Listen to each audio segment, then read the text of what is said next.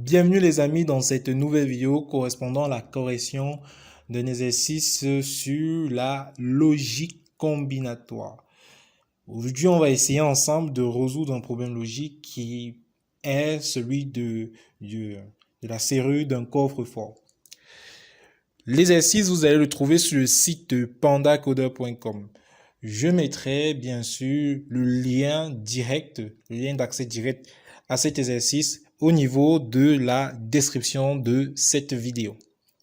Si vous n'êtes pas encore abonné à cette chaîne YouTube ou si vous êtes nouveau à découvrir cette chaîne YouTube, n'hésitez pas à vous abonner, à activer la cloche de notification pour ne pas manquer d'autres exercices concernant cette thématique. Et si à la fin de cette vidéo, la vidéo vous plaît en fait, n'hésitez pas à lâcher un petit pouce bleu ou un commentaire. Bien, ceci étant dit, nous allons dès à présent commencer. Alors l'exercice correspond à un exercice sur la logique combinatoire. Donc on va lire ensemble l'exercice. On dit ceci: 4 responsables d'une société A, B, C et D peuvent avoir accès à un coffre. Ils possèdent chacun une clé différente, A, B, C et D, et il a été convenu que A ne peut ouvrir le coffre que si au moins un des deux responsables B ou C est présent. B, C et D ne peuvent l'ouvrir que si au moins deux des autres responsables sont présents. Les questions sont les suivantes. On dit donner la table de vérité de ce problème logique, donner l'équation de la serrure du coffre en fait, de ce coffre S. Bien. Alors, donc ici, il faut comprendre déjà une chose. Ici, on dit on est en présence de 4 responsables, A, B et C. Et on dit que ces responsables ne peuvent avoir accès à un coffre. On dit de plus que les responsables possèdent chacune une clé différente A, B, C et D. Et on a donné quelques règles pour avoir accès à l'ouverture de ce coffre. On dit ceci: A ne peut ouvrir le coffre que si au moins un des deux autres responsables B ou C est présent. Généralement, le problème, la problématique ou l'inconvénient des problèmes logiques, c'est que lorsqu'on rate la table de vérité, vraiment, tout ce qu'on va faire après, c'est complètement du n'importe quoi. Donc, ici, il faudrait déjà identifier quelles sont les entrées et quelles sont les sorties, quelles sont l'entrée ou les entrées et quelles sont les sorties ou la sortie correspondant à ce problème logique. Ok. Alors, on identifie ici aisément que au niveau des entrées, nous aurons besoin de 4 entrées. Les entrées A, B, C et D. Ok. Au niveau de la sortie, nous n'avons pas besoin de plusieurs sorties. Nous avons juste besoin d'une seule sortie, qui est la sortie S, qui va correspondre à l'ouverture de la serrure du coffre-fort. D'où l'intitulé serrure du coffre-fort. Ok. Alors, je vous ai réservé un petit tableau qui résume un peu cette table de vérité. Nous allons tout de même essayer ensemble de compléter, de résoudre en fait. Car de ce côté, nous avons les entrées de la table de vérité et ici, nous avons effectué la sortie. Donc, on a séparé cela avec deux traits verticaux. Ok. Alors, essayons dès à présent de compléter, de résoudre l'exercice. Ok. Alors, pour la première ligne, nous observons que, ok, on n'a aucun responsable qui est présent puisque la valeur de chaque entrée logique ici, c'est 0. Donc, du coup, ici, au niveau du coffre-fort, au niveau de la sortie, on aura tout simplement la valeur 0, tout simplement. Ici, on a la présence du responsable A. Donc, lorsqu'on a 1, on a la présence du responsable A. Mais l'inconvénient ici, c'est que quoi? On a dit au niveau de l'énoncé, que A ne peut ouvrir le coffre que si au moins un des deux responsables B ou C est présent. Donc là, on voit bien que, ok, ici A est présent, mais les autres responsables ne sont pas présents. Donc du coup, ici, on ne peut pas toujours ouvrir le coffre. On passe à la troisième ligne. La troisième ligne, on a B qui est présent, le responsable B. Essayons de voir la condition ou la règle qui s'applique sur B. On dit que B, C et D ne peuvent l'ouvrir que si au moins deux des autres responsables sont présents. Donc, il faut au moins qu'il y ait deux responsables présents avant que B puisse ouvrir le code. Donc, ceci implique que B ne peut ouvrir la serrure de ce coffre-fort. On passe à la troisième ligne. La troisième ligne, qu'est-ce qu'on observe? On observe que A, le responsable A est présent et le responsable B est présent, avec le clé bien sûr. Alors maintenant, qu'est-ce qui se passe? On dit ceci. On regarde la règle de A. On dit que A ne peut ouvrir le coffre que si au moins un des deux responsables est présent. Un des deux responsables, attention, ce n'est pas n'importe quel responsable, c'est le responsable B ou C. Ok. Quand on regarde bien cela, on voit bien que la condition en fait est respectée puisque A est là, A est présent et un des deux responsables B ou C doivent être présents et ici on voit bien que B est présent. Maintenant, lorsqu'on regarde la condition pour B, qu'est-ce qu'on observe? On observe que B ne peut ouvrir le coffre que si au moins deux des autres responsables sont présents. Donc ici, on voit que B ne peut, hélas, malheureusement, pas lui ouvrir le coffre. Donc ici, la personne qui peut ouvrir le coffre, c'est tout simplement A. Et du coup, le coffre peut s'ouvrir. Donc, on met 1. Maintenant, on passe à la prochaine ligne. La prochaine ligne, qu'est-ce qu'on observe? On observe que C, le responsable C est présent. Mais comme on a dit, pour B, C et D, il faut au moins deux responsables, il faut au moins que les deux responsables soient présents. Donc, du coup, ici, c'est 0. Okay.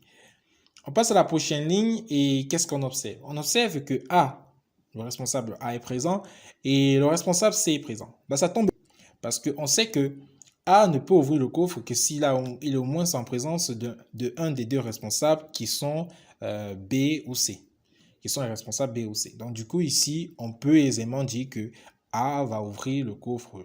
La serrure du coffre, serait effectivement ouverte. Ok, on passe à la prochaine ligne qui dit ceci.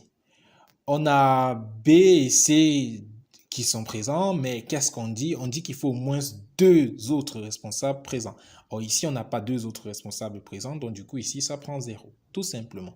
Donc, c'est pas comme si, voici bien cette condition, B, C et D ne peuvent ouvrir que si au moins deux des autres responsables, donc eux, ils ne sont pas conclus. Si B veut ouvrir le coffre, il faut que C et D, C ou D soient présents. Donc, lui n'est pas compris dans ce comptage-là. Ok, donc on continue, ok, avec la prochaine ligne. La prochaine ligne, qu'est-ce qu'elle nous dit, cette prochaine ligne? La prochaine ligne nous dit que, ok, ici, on a A qui est présent, ok, on a B qui est présent, C qui est présent. Bon, là, intuitivement, on va partir du fait que, par exemple, que C veut ouvrir le coffre.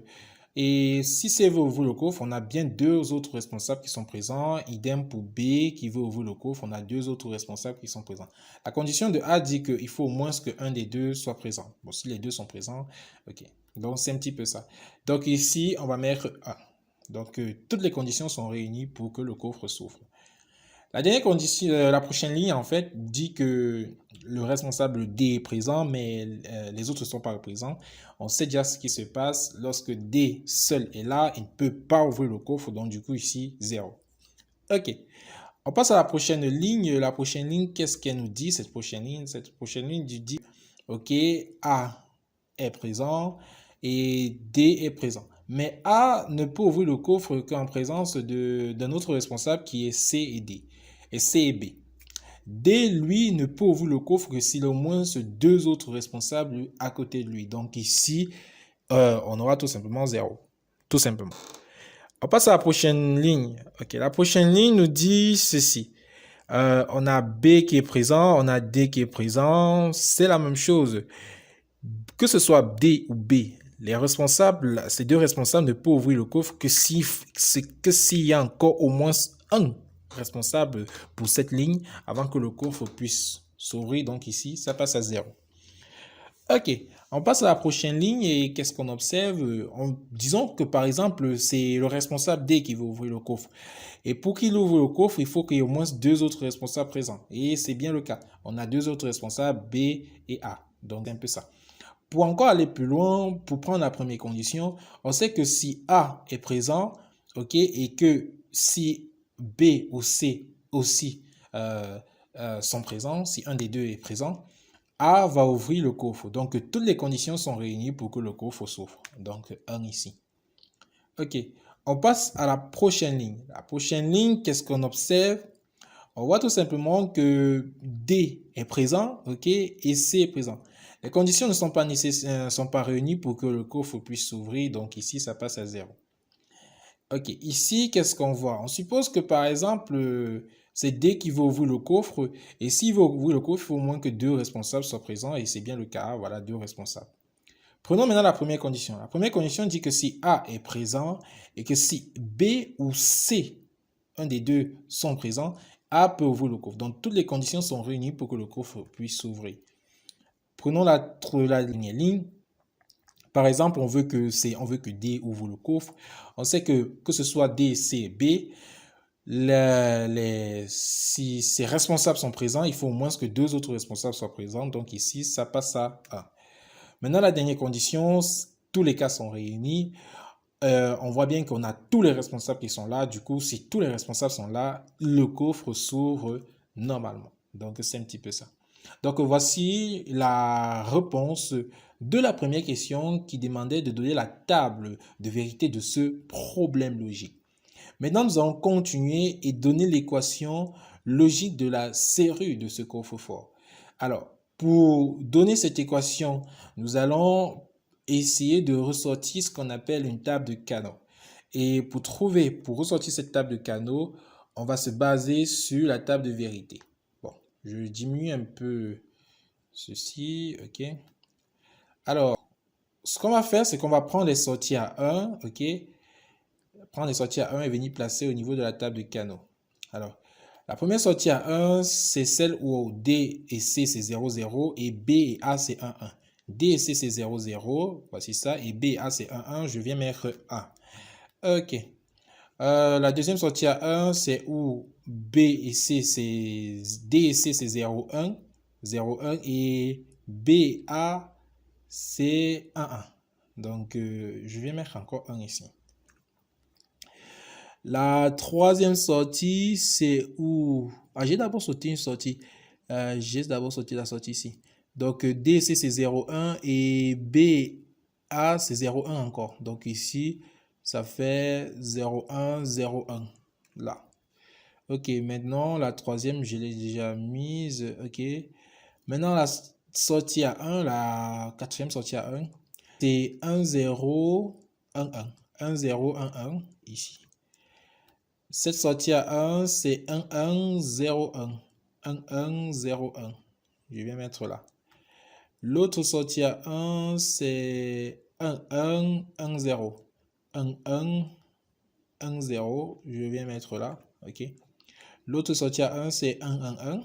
OK. 1, 1, 1. Je vais mettre là. OK. Donc, je vais prendre plusieurs couleurs pour... Je sais pas, pour remplir cela. Ok, je prends d'abord le premier groupe-ci, je le mets en bleu même. Ok, voici le premier groupe. Ensuite, je vais prendre ceci, un truc comme ceci. Voici un autre groupe, ce groupe-ci. Je vais un petit peu changer ça.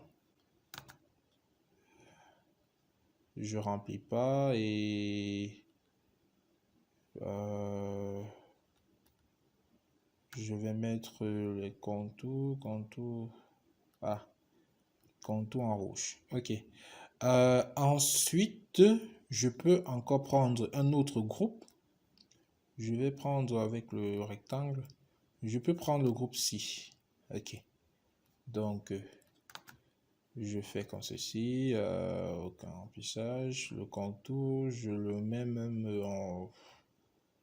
en jaune. Bon. L'épaisseur du contour, il doit être plus... Voilà. Même ici, l'épaisseur doit être un peu plus prononcée. Ok. Donc, voilà un petit peu à quoi ça ressemble. Bien, on va essayer ensemble de sortir maintenant l'équation en fonction des couleurs. Bon, je vais d'abord sortir l'équation, après je vais mettre les couleurs pour vous montrer pour qui appartient à quoi, qui appartient à qui, voilà. On va commencer par le bleu. Alors le bleu, on voit que quittant d'ici à là, ok, chaque élément a varié. Ok, si chaque élément a varié, ça veut dire qu'on ne va pas s'intéresser à ces éléments-ci. On va juste s'intéresser ici et on voit bien qu'on est juste positionné ici. Et ça correspond à quoi? Ça correspond tout simplement à BA. Ok. Plus. Maintenant, bon, je mets là, ok, je mets là bleu. Donc, pour dire que c'est le bleu. Ensuite, on va s'intéresser à celui du rouge.